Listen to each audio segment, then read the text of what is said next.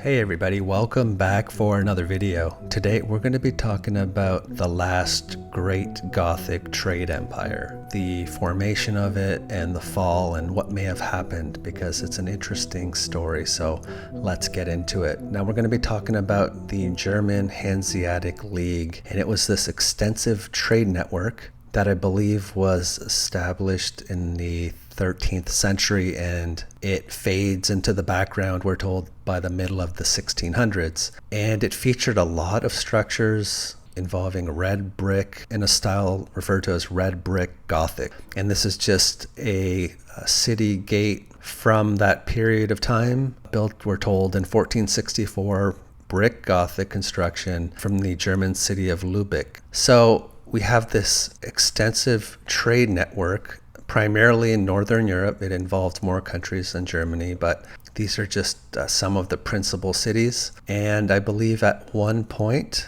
there were almost 200 member cities in this trade network, the Hanseatic League.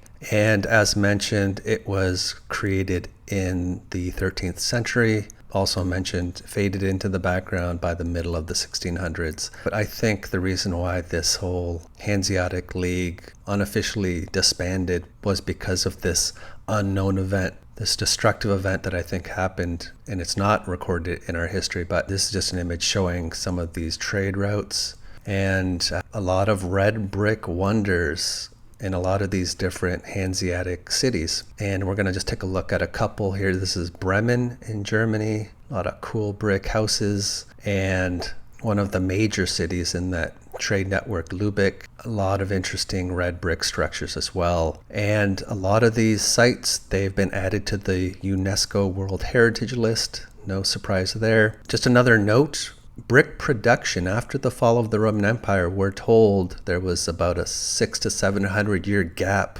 before brick making was even reintroduced to Northern Europe. And me personally, I think the reason for that interruption was an apocalypse. I think what took out the Roman Empire, what we call the Roman Empire, was a massive destruction. And then there was another one, I believe, which affected this trade network. Now, they also had these large trade outposts or trading posts in foreign lands. And there was one in England that we're going to be talking about, in London in particular. But most of these self-contained trading posts, they have not survived. In 1988, the former German Hanseatic trading complex in London was uncovered by archaeologists during maintenance work on the Cannon Street station.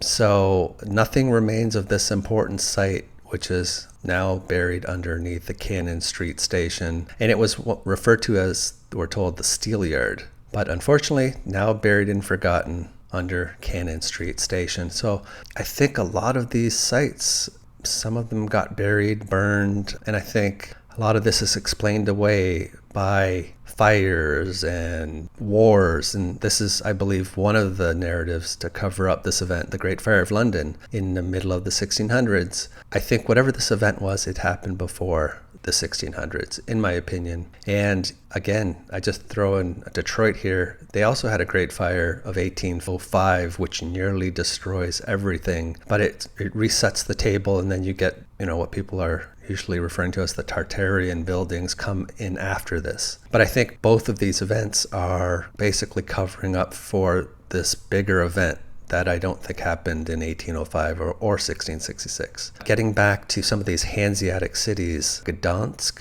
or also known as Danzig in German, another one of these Hanseatic cities, which was another one of these star cities. During the period of the Hanseatic League, which largely, once again, we're told 1200s to the middle of the 1600s, that's when we have the formation of a lot of these star cities as well. And a lot of them appear very different to what they appeared to in the past, but I was looking at this particular city and archaeological excavations, and they found a lot of the artifacts that I find in North America, especially during the early colonial period, early industrial period, the tobacco clay pipes, blue and white pottery, and they've been finding similar artifacts in this city as well. But that's just something I wanted to mention. And this is just another photo from Danzig.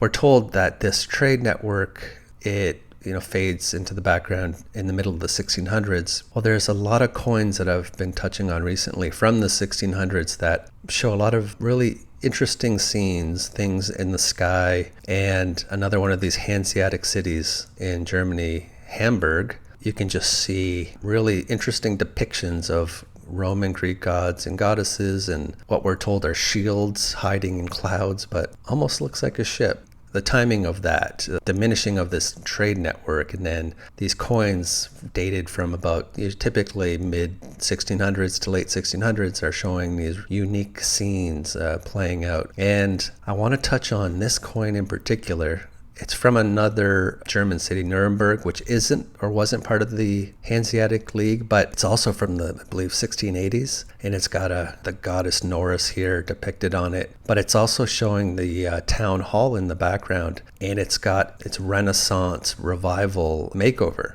And I find that very interesting because after this destruction that I'm proposing, you have the rise of these neoclassical buildings, the Renaissance style buildings, a lot of what people are calling the Tartarian buildings, which also seem to be showing a lot of Greek Roman symbolism. It's just an interesting combination. In Nuremberg on this coin, they show this town hall after it gets its upgrade. So when you dig into that town hall from Nuremberg, it was originally built during the period of this Hanseatic League in the Gothic style, but then it gets rebuilt in the Renaissance style in the 1600s. So you find that this makeover happened, this transition from Gothic to this newer style, and you have the depictions of all these Greek Roman deities, and that's an interesting combination and just something that you notice over and over again. So I find it really interesting that it shows up on these coins, this transition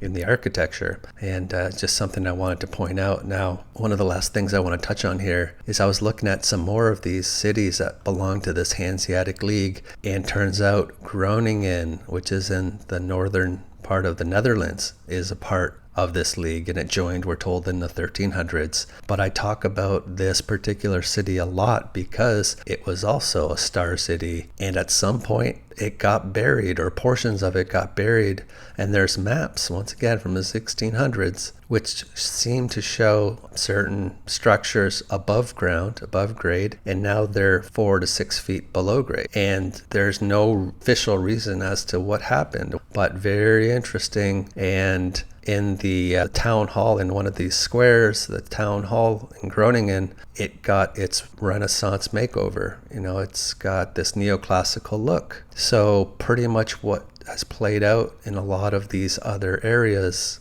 has played out in Groningen, and I've talked about that city a lot. But again, the town hall here got its upgrade in the Renaissance style, and in Groningen, after whatever event caused these areas to get buried, you had an upgrade to this town hall as well. Very surprising to come across that for me on the coins, and I wanted to kind of share it with you guys. So I think that's about all I got for you for today. I just wanted to point some of these things out, and what I'd like to do now is just give a big shout out to my channel members. Thank you for all your help and support. Greatly appreciated. And also thank you to my patrons. Really appreciate all the help and support you guys give as well, and thank you very much. So with that being said, until next time, take care. Bye.